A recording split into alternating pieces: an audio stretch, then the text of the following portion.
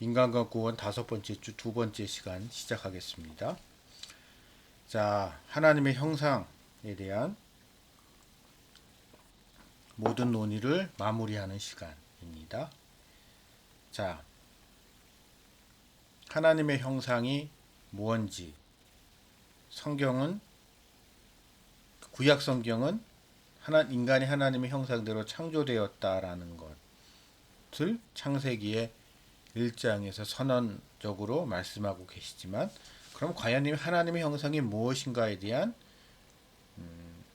추가적인 좀 말씀이 없어요.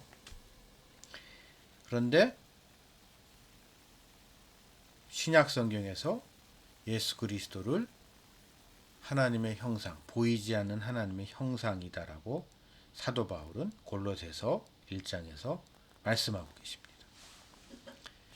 그럼 이 하나님의 형상이신 예수 그리스도를 통해서 우리가 하나님의 형상에 대해서 생각해야 되는데요. 그럼 그 하나님의 형상이 과연 무엇인가, 예수 그리스도 안에 있는 온전한 하나님의 형상은 과연 무엇인가를 봤을 때, 지난 시간에는 교리적인 측면으로 좀 말씀을 드렸는데, 여기서 이제 우리는 한 걸음 더 나가서 좀 관계 속에서의 예수 그리스도를 생각을 해봅시다.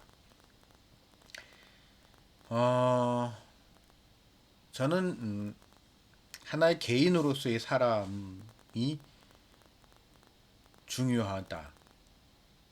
그런데 요즘 전반적인 추세가 좀 사람을 지나치게 관계로, 인간으로서 인간의 관점에서 사람을 바라보고 있는데, 그게 마음에 좀 안 든다. 그것을 우리가 좀 그거에 대해서 약간 비판적인, 무비판적인 수용 말고 우리가 한 번쯤은 좀 의심을 가져볼 필요가 있다고 제가 지난 시간에 여러분들께 수업 시간에 몇 차례 말씀을 드렸는데요. 하지만 분명한 것은 예수 그리스도께서는 관계 속에 존재하시는 분이라는 거죠. 그러니까 우리가 하나님과 관계를 맺듯이, 우리가 다른 사람들과 관계를 맺듯이, 우리가 다른 피조물들, 자연과 관계를 맺듯이, 예수 그리스도께서도 성부 하나님과의 관계 속에서, 성령 하나님과의 관계 속에서, 삼위일체 관계 속에서 우리가 흔히 얘기하는 성삼위일체라는 신비스럽지만은 너무나 완벽한, 우리 인간은 감히 범접하기 어려운, 그냥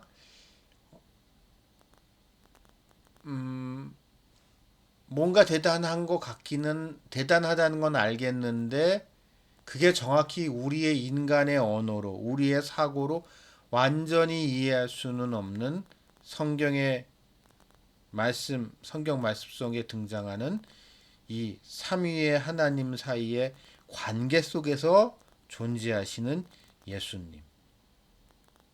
그리고 우리 인간, 우리 사람, 우리 성도들, 그 중에서도 우리 성도들과의 관계 속에서 존재하시는 예수님. 또한 이 세상에 있는 모든 피조물들, 바람을 멈추게 하시고 풍랑을 잔잔하게 하시고 하시는 그 예수님. 죽음의 권세도 이기시는, 죽음과 관계가 있기 때문에 내가 죽음의 권세를 이기실 수 있었던 거잖아요, 예수님께서. 그럼 존재하는 모든 것의 관계 속에서 존재하시는 예수님을 생각하게 되면, 우리도 우리가 맺는 이 관계들에 대해서 생각을 해야 되고, 그 관계에 대해서 생각을 할 때 예수님이 그 관계에서 온전하셨듯이 우리도 또한 온전해져야 되고, 그 온전함이라는 것은 한편으로는 그 관계 속에서의 나의 역할,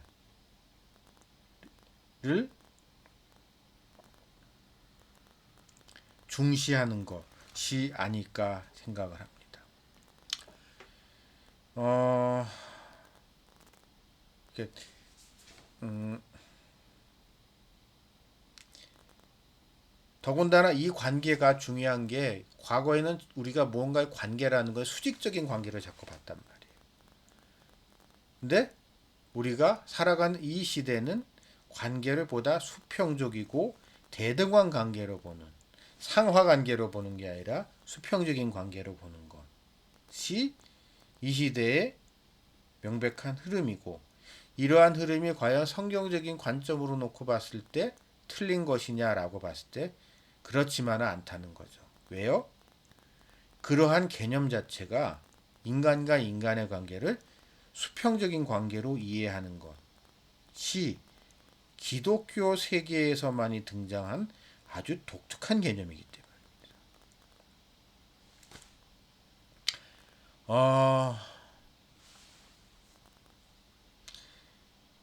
그래서 우리는요,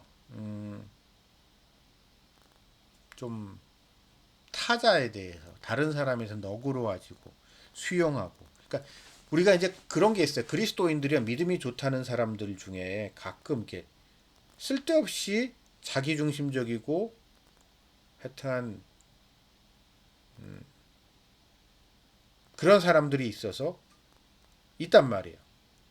혹시 이 강의를 들으시는 분 중에 그런 분이 계실 수도 있어요.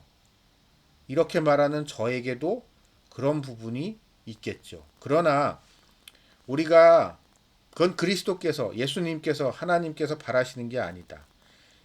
라는 점을 우리가 예수 그리스도를 통해서 그러니까 우리가 상골 성경을 읽게 되면 참 이게 안타까운 게 예수님이 제자들하고 대화를 하는 걸 보게 되면은 제자들은 예수님께 이렇게 높임말을 하고 예수님은 좀 반말을 하다 보니까 이 예수님과 제자의 관계를 이렇게 수직적인 관계로 자꾸 바라보는 스승과 제자의 관계를 이렇게 바라보는 유교적 사고를 자꾸 갖게 되는데요. 그건 한국어 성경이 가지고 있는 특수성이죠. 근데 우리가 그런 거에서 벗어날 필요가 있습니다. 우리가 자꾸 이렇게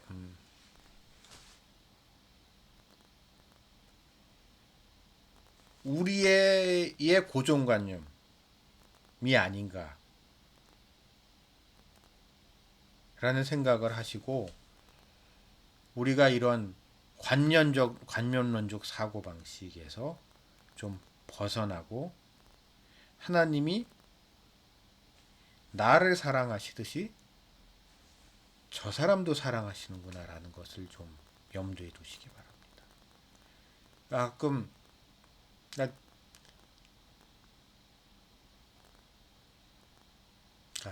특히 간증 같은 거 하시는 분들 중에 보면 하나님이 나를 너무 사랑하셔가지고 내가 이렇게 축복을 받아서 뭐 얘기하는 분 계세요.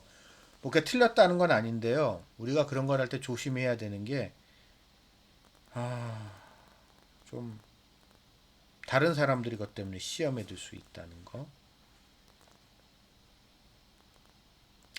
거를 좀 염두에 두시길 바랍니다.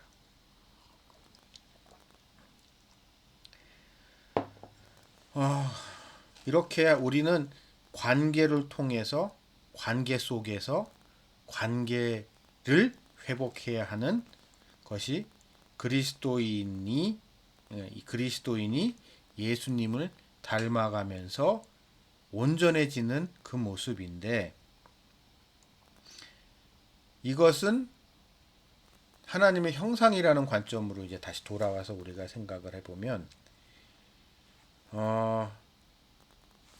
왜곡되어 있었던 아담의 죄로 인하여 선악과를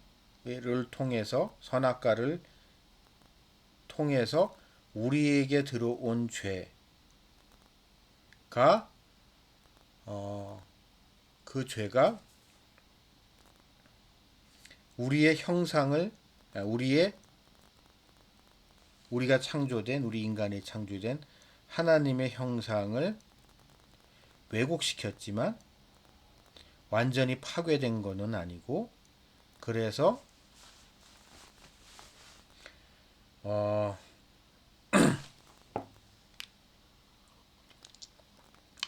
그래서 그것이 구원의 근거라는 점을 지금까지 계속 말씀드렸죠, 여러 차례. 그런데 그 구원은, 회복 안에는 그러한 관계의 회복, 관계의 정상화 같은 거를 포함하고 있다는 점도 지금까지 여러분들께 말씀을 드렸습니다. 그리고 이것을 우리가 이제 신학적인 용어로, 특히 이렇게 구원론과 관련돼서 얘기 나오는 게 흔히 말하는 칭의, 성화, 영화라는 단계로 우리가 회복관 설명할 수가 있는 거죠. 우리의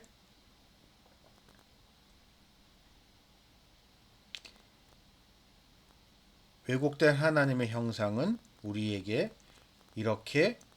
이러한 과정을 통해서, 이러한 단계를 통해서 온전해지고 회복된 것을 말씀하고 계십니다. 근데 제가 여기서 여러분들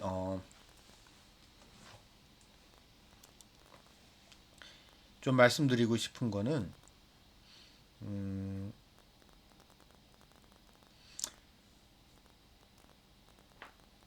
제가 이 책이 이제 개혁주의 인간론이 이제 미국의 이제 칼빈 신학교에 지금 돌아가신 안서니 후쿠마 교수님이 쓰신 거다 보니까 한국 쪽 상황하고는 조금 약간 이제 논점이, 내지는 논점이라기보다 포인트가 좀 다른 부분이 있는데요. 그러니까 제가 좀 설명드리고 싶은 게, 이게 한국에서는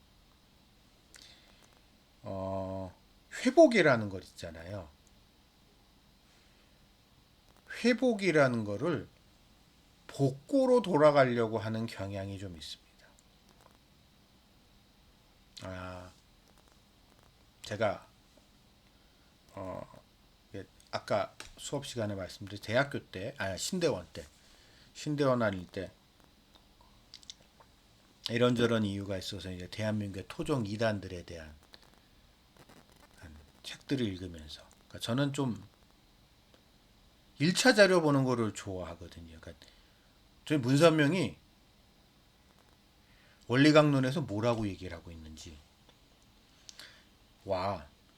그럼 문선명이 이 원리강론에서 얘기하고 있는 게 어디서부터 유래가 되는지, 그러니까 문선명이 가만히 있는데 어느 날 갑자기 마귀가 나타나서 머릿속에 이렇게 잘못된 뭔가 이렇게 가르침을 줘서 그렇게 생겨난 거가 아니라, 그 이전에 있었던 한국의, 그러니까 기독교라는 게 한국에 전해지면서 그게 한국적으로 수용이 되고, 그러니까 그 당시 조선이죠.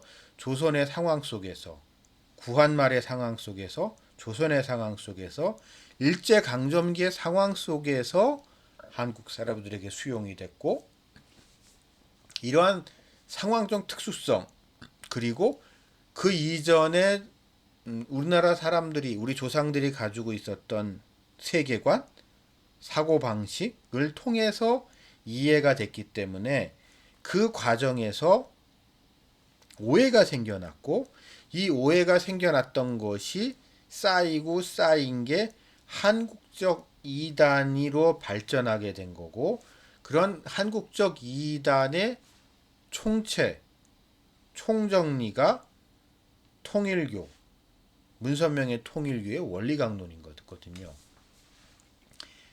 그래서 저는 이게 문선명의 족보를 캐는 거, 족보에 대한, 그러니까 이단도 족보가 있거든요. 그거를 보면서 오늘 우리가 보고 있는 이 부분에 있어서도 아주 큰 차이를 발견을 했는데,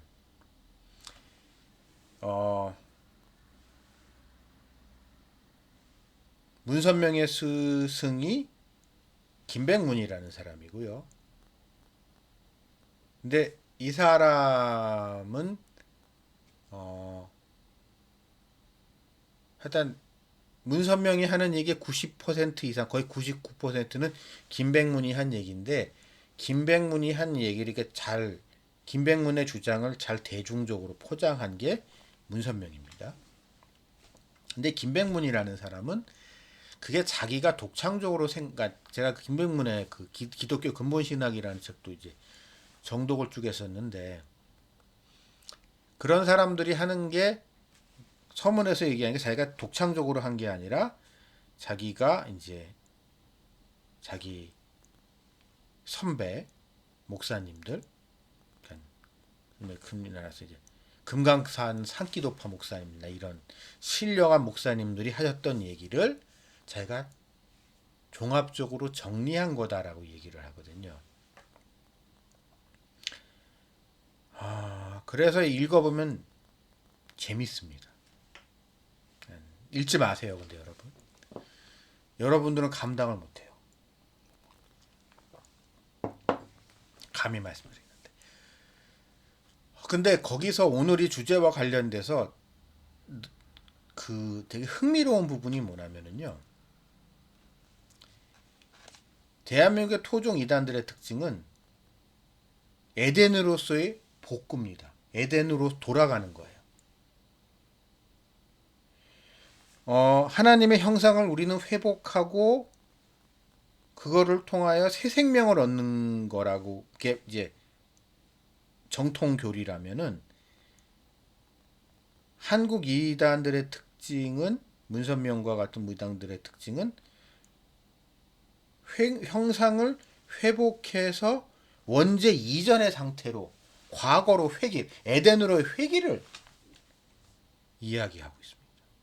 그래서 에덴으로 회귀하기 위해서 그럼 뭐가 돼야 되냐? 거기서 그 말 많은 피가름 교리가 등장하게 되는 거거든요. 제가 이 얘기를 강조하는 게, 이 부분을 여러분들, 이런 얘기 하는 사람 거의 없어요, 대한민국에. 신학자라고 하는 사람들도. 근데 제가 이 부분을 여러분들한테 강조하는 게, 우리의 의식 구조가요, 지나치게 과거 지향적이에요. 기독교는요, 미래를 향해 나아가는 겁니다. 이 하나님이 약속하신 그 영원한 하나님의 나라, 예수님의 재림 하실 예수님을 통하여 완성될 하나님의 나라를 향해 나아가는 종교란 말이에요. 미래를 향해서 나아가는 종교지, 과거에 잘못된 것을 모두 다 극복해서 옛날에 그 완전했던 시절, 마치 조선시대 때 유학자들이 지금의 이런 걸 다 정리해서 요순 시절로 돌아가자고 했던 유학자들의 그런 사고방식 같은 게 우리에게 되게 강하게 남아있는 게 아닌가라는 걸 저는 그때 생각이 들었고, 그래서 우리가 우리 안에 있는 이런 방향, 우리에게 뭐라고 해야 되나, 우리에게 성향을 우리가 좀 극복해 볼 필요가 있지 않나라는 생각을 해봅니다. 하나님의 형상을 우리는 회복해야겠죠. 구원이라는 것은 결국 우리 안에서 하나님의, 그러니까 왜곡되고 오염되고 그래서 있나 마나 그게 정말 있기는 있는 거야라고 하는 그 하나님의 형상이 새 창조로 돼서 새 생명을 얻고, 그래서 온전해지는 것. 근데 그것이 한꺼번에 그냥 이루어지기도 하지만, 그것이 또한 점진적으로 완성되어가는, 그래서 그리스도를 닮아가는,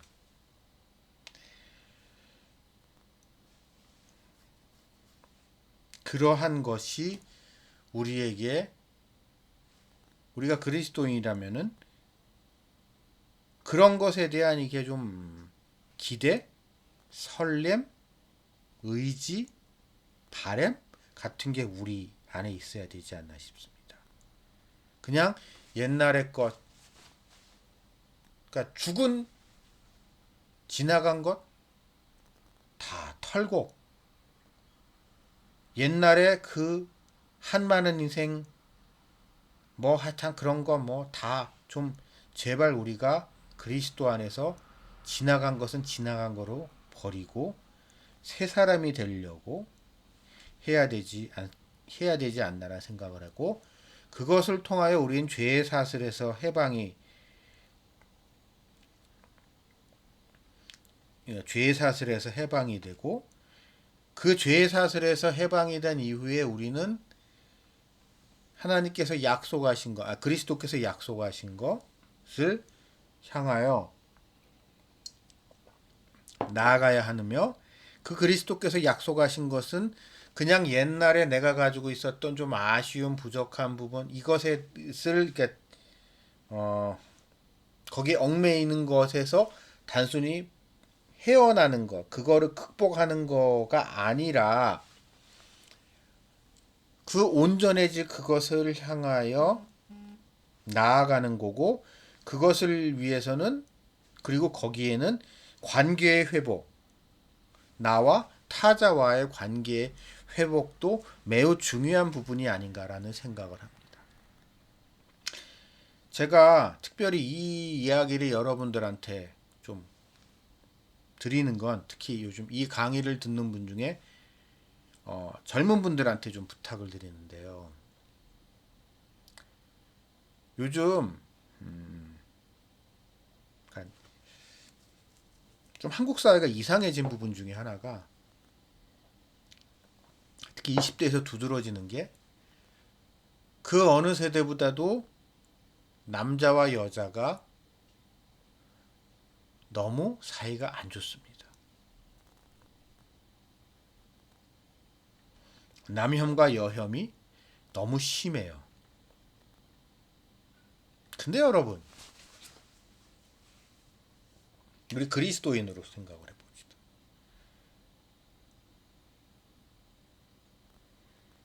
온전해진다는 거는요, 온전해지는 관계는 결국 남자와 여자라는 서로 다른 피조물의 관계도 포함되는 것. 이것을 거부하면 결국 뭐가 남아요? 증오하기만 하면 뭐가 남아요? 동성애밖에 남는 게 없는 거죠.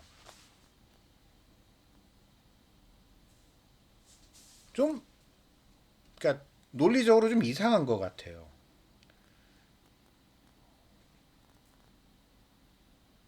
20대 남자들이 여자를 아주 그러니까 물론 여자와 페미니즘과는 구분해서 생각할 필요가 있지만 좀 여성에 대해서 과거에 비해서 많이 이기적이 됐죠. 그건 인정할 건 인정하세요. 그렇다고 해서 동성끼리 사이가 좋냐? 그것도 아니에요. 모든 것을 파괴하고 모든 것을 증오하고 모든 것을 혐오하고 하는 아주 이상한 사회가 되고 있습니다. 결국 그러다 보니까 일정 부분은 동성애가 남자와 남자, 여자와 여자 사이의 그런 성소수자임을 자처하는 이상한 인간들이 퍼져나가는데 이러한 풍토도 어느덧 영향을 주지 않았나라는 생각을 합니다. 그래서 우리는 온전한 관계를 회복하고자 해야 되고 그러면 이 온전한 관계를 회복하기 위해서 우리에게 요구되는 건 타인을, 타자를 어떤 관점으로 바라봐야 되냐? 하나님의 형상이라는 관점으로 바라봐야 한다는 거죠. 그가 우리가 지금 보기에는 사람 같지도 않고 아무런 가능성도 없어 보이고 아무런 희망도 없고 좋아할 거라고는 하나도 없을지라도 마음에 드는 건 하나도 없을지라도 그 또한 하나님의 형상으로 창조된 존재이기 때문에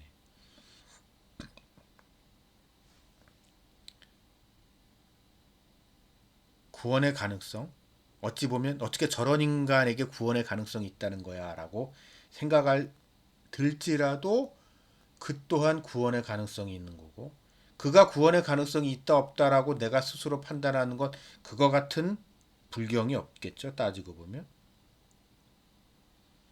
그러니까 우리는 그들에게 복음을 전해야 되고 그들에게 전도해야 되고 그들에게 선교해야 되는 겁니다. 저는 우리가 그리스도인으로서 그런 마음을 좀 회복할 필요가 있지 않나 싶습니다. 제가 일본하고 이제 한참 사이 안 좋을 때 일본 선교사분 한테 들었던 하소연이 생각나는 게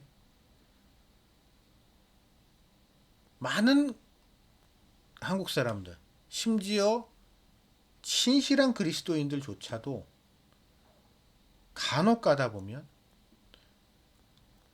선교사님 참 훌륭한 분이신 거 알겠는데요. 그 많은 나라 중에 왜 하필 일본에 선교하러 가시냐고.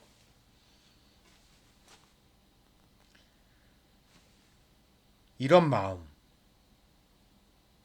생기죠. 사람이니까 이런 마음 생기거든요. 그러나 이런 마음을 이겨내는 것 그리스도의 뜻이기 때문에 온전하신 예수 그리스도께서 유대인들이 사람으로 생각하지도 않았던 인간들에게 구원을 베풀듯이 우리도 그들에게 인간적으로는 도저히 다가갈 수 없는 사람에게도 다가가서 복음을 전할 그런 사명이 우리가 있다는 것을 하나님의 형상 그들에게 있는 그들에게 여전히 남아있는 왜곡되고 파괴되고 엉망이 되어 있지만 여전히 남아있는 하나님의 형상이라는 점에서 사람을 좀 바라봐야 되지 않나라는 생각을 해봅니다. 그러면서 우리가 하나님의 형상의 온전한 회복이 우리 여러분과 우리 모두 그리고 모든 인간, 모든 사람, 모든 피조물에게 일어나길 바라시는 하나님의 마음을 한번 생각을 해보는 여러분들이 됐으면 좋겠습니다. 잠시 후에 세 번째 시간 얘기 계속 이어가겠습니다.